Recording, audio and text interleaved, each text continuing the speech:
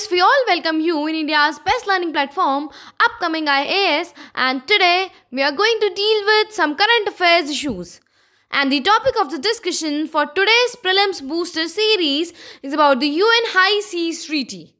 I hope you all are doing well, so without doing any further delay, let's start the video. And first of all, we will discuss why this is in news. So recently students, UN की एक high seize के ऊपर treaty थी जो कि 168 countries के द्वारा negotiate कर दी गई है, रिजेक्ट कर दी गई है उसको ओशंस। और वो ट्रीटी किसके लिए थी? ओशंस को प्रोटेक्ट करके रखने के लिए, उसके अंदर जो बायोडाइवर्सिटीज़ है उनको प्रोटेक्ट करने के लिए। लेकिन ये ट्रीटी फेल हो गई है क्योंकि जितने भी कंट्रीज थी 168 कंट्रीज इंक्लूडिंग यूरोपियन यूनियन, उन्होंने भी मना कर दिया है इस ट्रीटी के लिए। तो let's go and discuss about the UN high seas treaty. क्यों उन लोगों ने इस ट्रीटी के लिए मना किया एंड ये ट्रीटी है क्या? तो स्टूडेंट्स, इस यूएन हाई सीज ट्रीटी को Paris agreement for the ocean भी कहा जाता है। एंड ये ट्रीटी किस चीज़ से डील करेगी? हाई सीज ओशंस में जितनी भी बायोडाइवर्सिटी है उसको प्रोटेक्ट करके रखने के लिए ये ट्रीटी काम करेगी, क्योंकि बहुत ज़्यादा एक्सप्लॉयटेशन सभी कंट्रीज़ मिलकर कर चुकी है उन हाई सीज वाले एरियाज़ का। अभी हम वन बाय वन करके समझेंगे कि ये कौन से एरियाज़ हैं, क्योंकि इनका बहुत ज़्यादा एक्सप्लॉयटेशन हो चुका है। इसीलिए यूएन ने हाई सीज ट्रीटीज़ बनाई थी ओशंस के लिए, जिससे कि उनकी बायोडाइवर्सिटी को प्रोटेक्ट करके रखा जाए। एंड ये हाई सीज ट्रीटी वाला रीजन कौन सा होगा? तो जो एक्सक्लूसिव इकोनॉमिक जोन है ना, उसके बियॉन्ड का जितना भी ओशन बचता है वो ओशन इस ट्रीटी के अंदर आएगा। उस पार्ट की इसके अंदर बात करी गई है।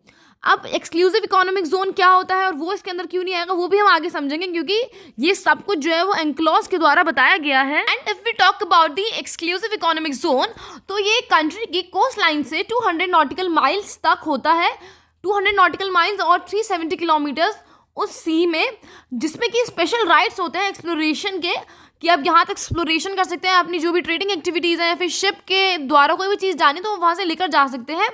और इसके बियॉन्ड का जितना भी पानी बचा उसको हाई सीज या फिर ओपन सीज कहा जाता है, जो किसी भी कंट्री की टेरिटरी का पार्ट नहीं होता, ना ही उसके एक्सक्लूसिव इकोनॉमिक जोन में आता। और ये जो ट्रीटी है यूएन हाई सीज ट्रीटी किसके अंदर करी गई है? United Nation convention on laws of the seas, जो कि 1982 में अंक्लॉज बना था। और ये सभी कंट्रीज को राइट देता है कि जितने भी आपके आसपास की जो एरिया है 200 नॉटिकल माइल्स तक, उसके रिगार्डिंग मरीन रिसोर्सेज के रिगार्डिंग आप उन एरियाज़ को गवर्न कर सकते हैं। एंड उन एरियाज़ में पेट्रोलिंग करेंगे अपने for the safety purpose and वहाँ की बायोडाइवर्सिटी से रिलेटेड भी। लेकिन जो जितनी सारी कंट्रीज़ हैं वो बायोडाइवर्सिटी का तो उतना ध्यान रखती नहीं है, they are mostly involve in their work. That's why in treaties को लेकर आने की ज़रूरत पड़ती है। और अब हम समझेंगे कि इस ट्रीटी की ज़रूरत क्या है, क्योंकि स्टूडेंट्स अभी तक कोई भी ऐसी ट्रीटी नहीं थी जो कि ओशन की बायोडाइवर्सिटीज़ को या फिर इन सीज की बायोडाइवर्सिटी को प्रोटेक्ट करके रखे, या फिर कुछ बोले कि आप इन एरियाज़ में नहीं जा सकते। क्योंकि बायोडाइवर्सिटी जो है ना ओशंस की, वो भी बहुत ज़्यादा हमारे लिए इंपॉर्टेंट है, क्योंकि सबसे ज़्यादा डाइवर्सिटी ही वहीं पाई जाती है। लेकिन 2017 में यूएन ने रेजोल्यूशन पास किया था इसी के लिए, for the conserving health of these resources. लेकिन वो रेक्टिफाई कब हुआ? वो 2022 की डेडलाइन थी, 2017 में उस यूएन रेजोल्यूशन ने डिसाइड किया था। लेकिन रेक्टिफाई कब होता है? वो 2022 में उसकी लास्ट डेडलाइन होती है। लेकिन फिर भी क्योंकि वो लॉ तो बना नहीं, तो बहुत ज़्यादा इन लोग इस चीज़ का फ़ायदा उठाया गया सभी कंट्रीज़ के द्वारा, और जो भी हाई सीज हैं या फिर ओपन सीज हैं उनका ओवर एक्सप्लॉयटेशन कर लिया गया। दैट्स वाई ये जो कंट्रीज हैं इन्होंने इस एग्रीमेंट को अग्री नहीं किया है। अब हम ये देखेंगे कि ये एग्रीमेंट फेल क्यों हुआ, क्योंकि स्टूडेंट्स देखो, ये हाई सीज का है जो ओपन सीज है, इनका ये ओवर एक्सप्लॉयटेशन कर रही है, बहुत ज़्यादा एक्सप्लॉयटेशन कर रही हैं। क्योंकि वहाँ पे क्या करती हैं कुछ कंट्रीज जो होती हैं वो तो बहुत ज़्यादा फिशरीज इंडस्ट्रीज़ या फिर जो सी फूड होता है उसमें बहुत ज़्यादा उन्होंने इन्वेस्ट किया होता है। या फिर कुछ कंट्रीज ऐसी हैं जिन्होंने सी के अंदर डीप सी माइनिंग करी है, क्योंकि बहुत ज़्यादा इंपॉर्टेंट मिनरल्स या फिर और भी बहुत सारी चीज़ें जो है वो हमें उन ओशन से मिल सकती हैं।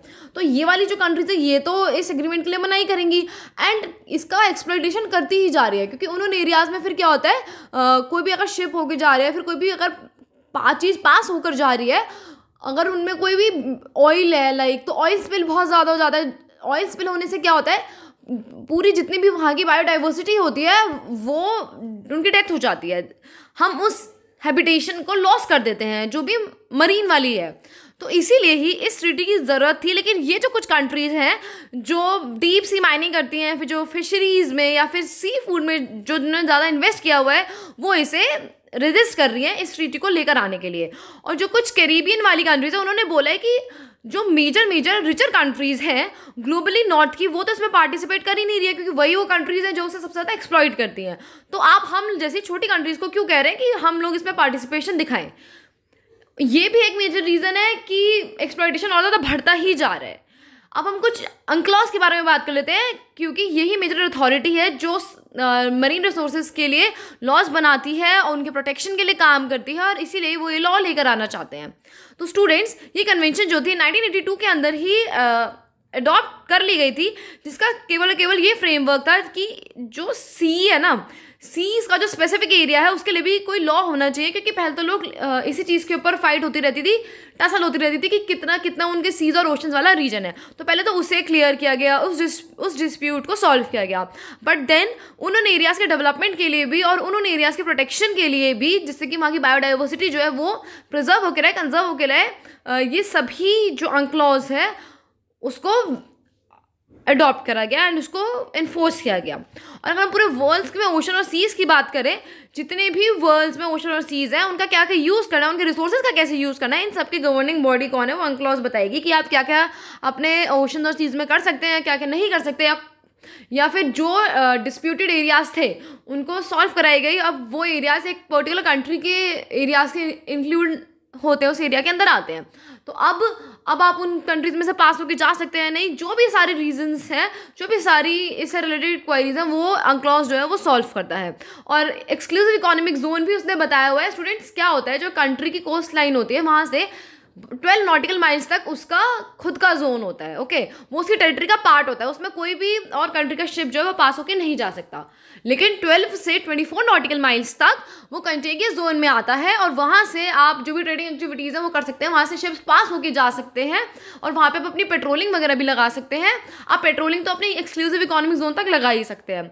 और जो रेस्ट 24 नॉटिकल माइल्स तक का एरिया बचा, वो किस चीज़ के अंडर आता है, वो एक्सक्लूसिव इकोनॉमिक जोन के अंदर आता है, जो कि UNCLOS के द्वारा क्लासिफिकेशन करी गई है, जिससे कि फर्दर कोई प्रॉब्लम ना हो, कंट्रीज़ के बीच में टसल ना हो, और फिर वो अपने अपने एरियाज़ में अगर उन्हें फिशरी से रिलेटेड कुछ करना है, फिर माइनिंग करनी है, वो सब चीज़ें वो कर सके। और फिर उन एरियाज़ की जो बायोडाइवर्सिटी है उनके प्रोटेक्शन की रिस्पॉन्सिबिलिटी भी उन कंट्रीज़ के ऊपर आ जाती है। So students, this was all about today's session.